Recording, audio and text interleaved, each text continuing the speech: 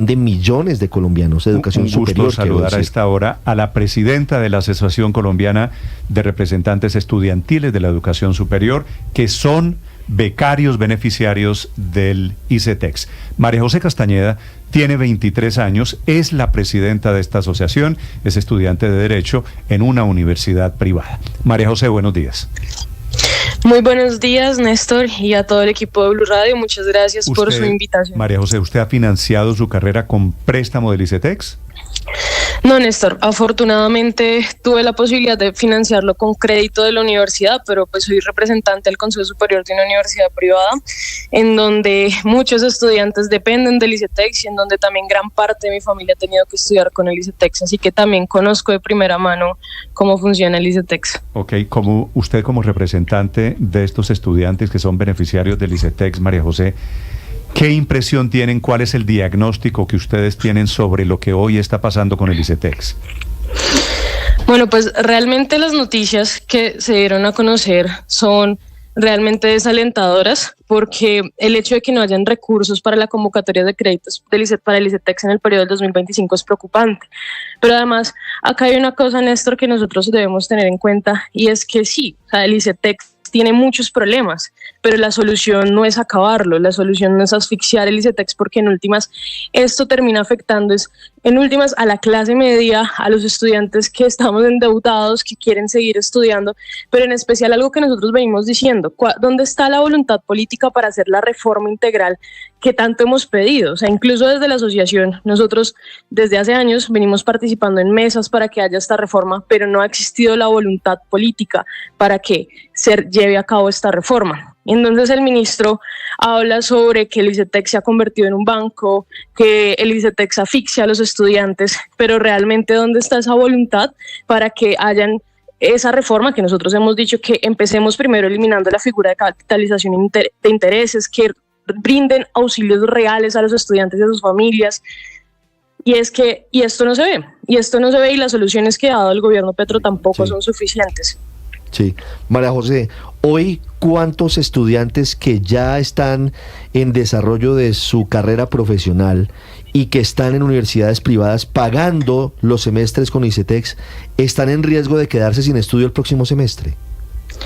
Pues te comento que hoy el ICETEX a la fecha, de hecho son 900,000 los usuarios que hay actualmente en el ICETEX y solo 3,000 son de programas en el exterior. Entonces es un gran número, porque de hecho nosotros tenemos las cifras de que entre el 20 y el 60% de los estudiantes de las universidades privadas tienen créditos con el ICETEX.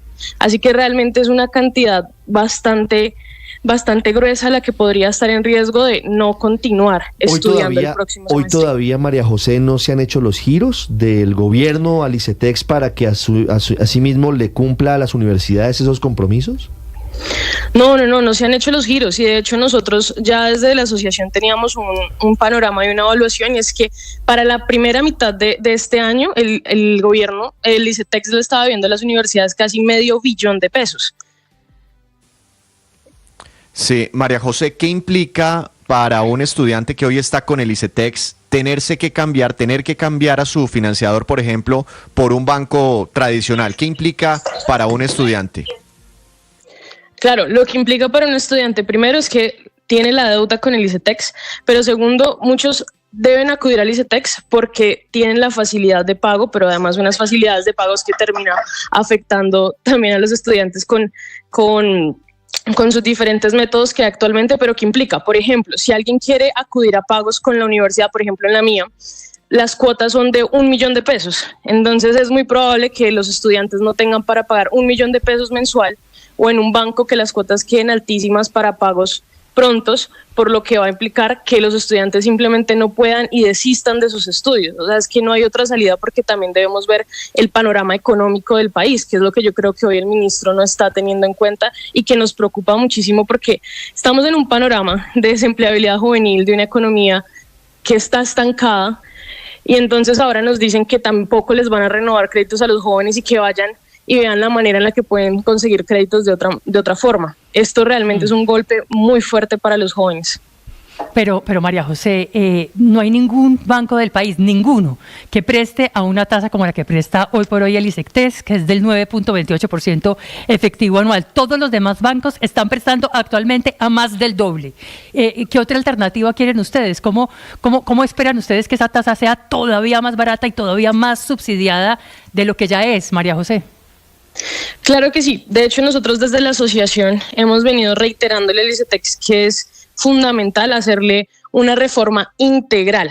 Si no sucede esta reforma integral, si no se buscan los alivios, si no se buscan los subsidios, realmente no podemos mirar ni siquiera las maneras en las que los estudiantes se les pueden dar más garantías.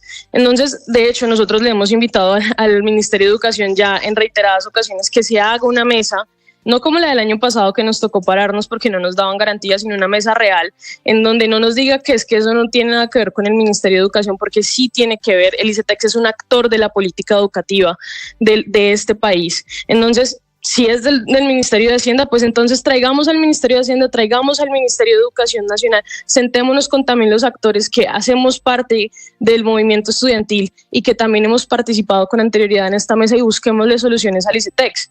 Entonces, aquí también hay unos problemas grandes como que lo que les estaba diciendo, si no se elimina esa figura de la capitalización de intereses, si no se brindan auxilios reales, no va a haber una solución para el ICETEX.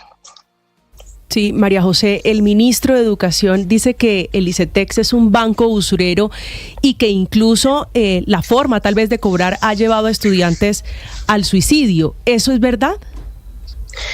Nosotros hemos conocido en las mesas anteriores que hemos tenido con el ICETEX, junto con otros actores y otras organizaciones, que han existido casos de problemas de salud mental en jóvenes por tener estas grandes deudas, pero entonces la solución no es acabar con el ICETEX. O sea, aquí la solución es que exista esta reforma integral que también se atienda a los usuarios del ICETEX. Se les pueda dar no solo una atención del crédito, sino una atención también humana para los jóvenes. Pues obviamente problemas los puede haber todos y hay que arreglarlos, en eso yo estaría totalmente de acuerdo. María José, el ministro acaba de decir en la entrevista que transmitimos aquí que la intención del gobierno no es marchitar el ICETEX y que van a girar los 400.000 millones de pesos, que es el faltante de este año. ¿Eso arregla el problema? ¿Ese anuncio los deja a ustedes tranquilos?